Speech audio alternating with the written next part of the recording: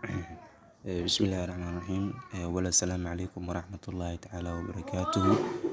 كسو دبادة جنالك انجينير محمد إبراهيم عمر جنالك وجنال عصب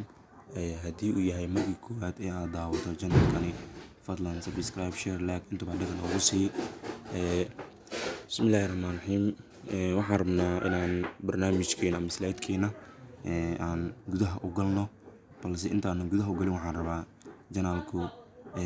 gaab yar aan soo dhex galay maalmo qura aan kala maqnayn gaabyo awgiis aan u kala maqnayn marka dib aan iskugu soo noqonay cashirkii ama slide-kii noogu dambeeyay wuxuu ahaa waxaan kusoo qaadanay conjugate-ka adverb of times maxaa la yiraahdaa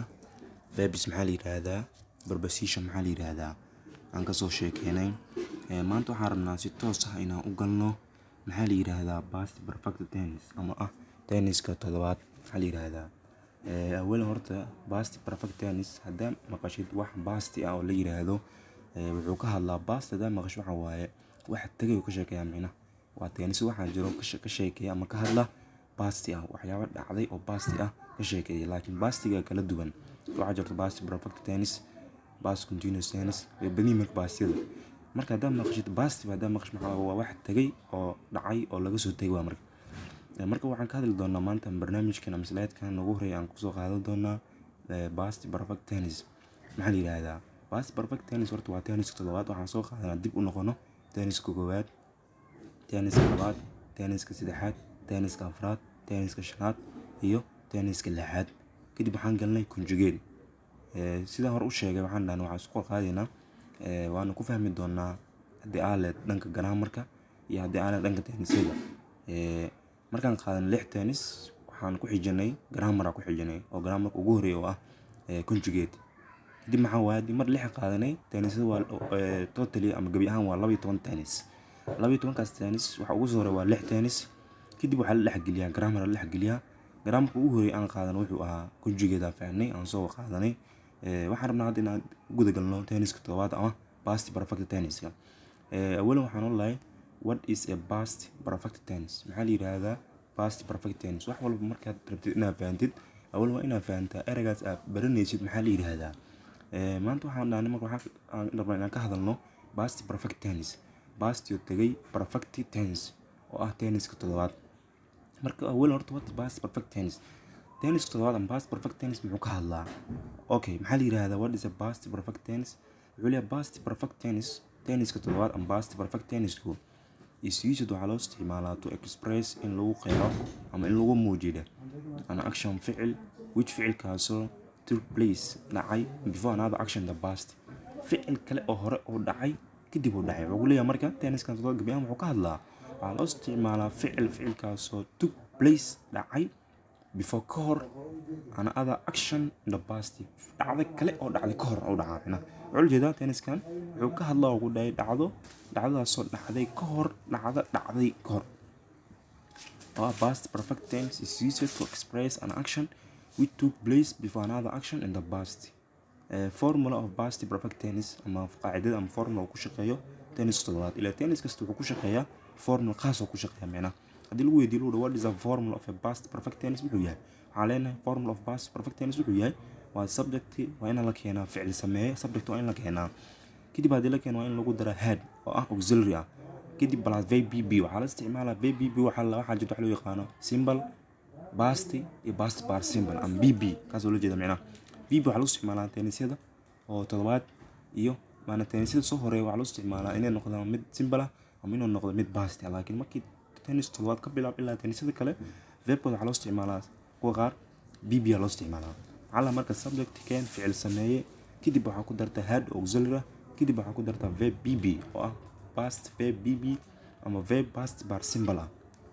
kadib waxaa keentaa plus object ficil gudoomiye keen example aan soo qaadano example of past perfect tense yaa ugu hore I had passed oo ku dhahay ayaa aniga had passed waan gudbay the examination imtixaanka before ka hor tenniska wuxuu ka hadlaa fal dhacay ka hor uu ka hadlaa macnaha I had passed the examination before سؤال كده كده فتح affirmative سؤال كده had I passed the examination before diidmo ka dhig. I had not passed the examination before. Questions negative ka dhig. Hadn't I passed the examination before. marka waa affirmative oo iska hadal iska caadi ah iyo su'aal iyo diidmo iyo su'aal diidmo isla jirto. barnaamijka ama slide-keena halkaas ayuu ku egyahay. waxaan rabaa asxaabta ardayda ku xiran janaalkani inaan u sheego janaalku maalmo qura ayuu idinga maqnaa gaab yar oo soo dhaxgalay. marka asxaabtii ardayda ku xiran waxaan leenahay markasta waxaad ku xirantihiin janaalkeena. janaalkan markasta wuxuu soo deeyaa sidaan hore u sheegnay tennisyo, grammar intuba iyo practice inta ayuu soo deeyaa. waxaan rajaynaynaa tenniska maanta janaalkan wuxuu marayaa meel dhexe ayuu marayaa. aad iyo aad ugu mahadcelinaynaa dhammaan ardayda iyo asxaabta ku xiran janaalkani. janaalku wuxuu sii rabaa ama sii doonayaa ama sii socdaa ama hadafkiisu uu yahay inuu gaaro meeshii uu rabay. janaalku janaalo badan oo la tartamaya. marka waxaan rajaynaynaa asxaabta kale ayagana janaalkan aan weligood arkin in asxaabta iyo ardayda hadda ku xiran ay u share gareeyaan si asxaabtaasi ay u gaarto uga faa'iideystaan wax uu janaalku u bixiyo. si aan hore u sheegnana janaalkood waxaan soo geli doonaa maxaa la yiraahdaa in aan u aragno casharo muuqaal ah oo macalinka isagoo sharxayo loo arko. laakiin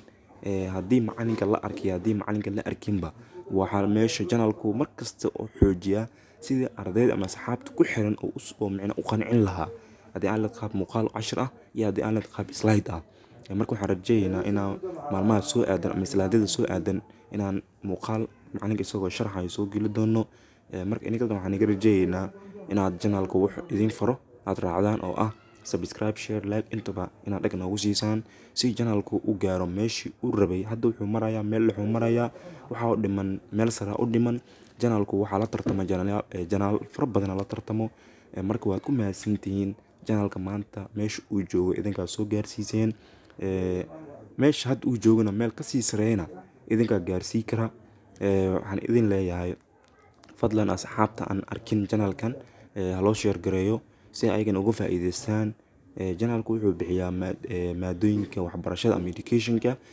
markastana waxaa ardayda ama asxaabta u wanaagsan inay dhiirigeliyaan janaalada bixiya educationka. ilaa maanta waxaa jira intaasoo youtuber jira oo YouTube ah oo intaasoo barnaamij kala duwan ama information kala duwan oo bixiya. waxaan ugu wanaagsan ugu muhiimsan waxay tahay janaalada ama youtuberska bixiya educationka. educationka aad iyo aad ama important ugu tahay ourself nafsadeena. waxay naga dhistaa haddii aan ku fahmi waynin haddaan nahanay ama arday ama level secondary ama level university ama level private waxay naga saacidaa inaan waxyaabaha aan baranayno ama maadooyinka ama educationka aan baranayno inay naga saacido. marka asxaabta iyo ardayda ku xiran janaalka waxaa loo sheegaa in markasta aan noqotay qofka ugu horeeya ee dhiirigeliya ama kor u qaada janaalada bixiya educationka. marka aad iyo aad u mahadsantihiin. assalaamu calaykum waraxmatullahi wabarakaatu.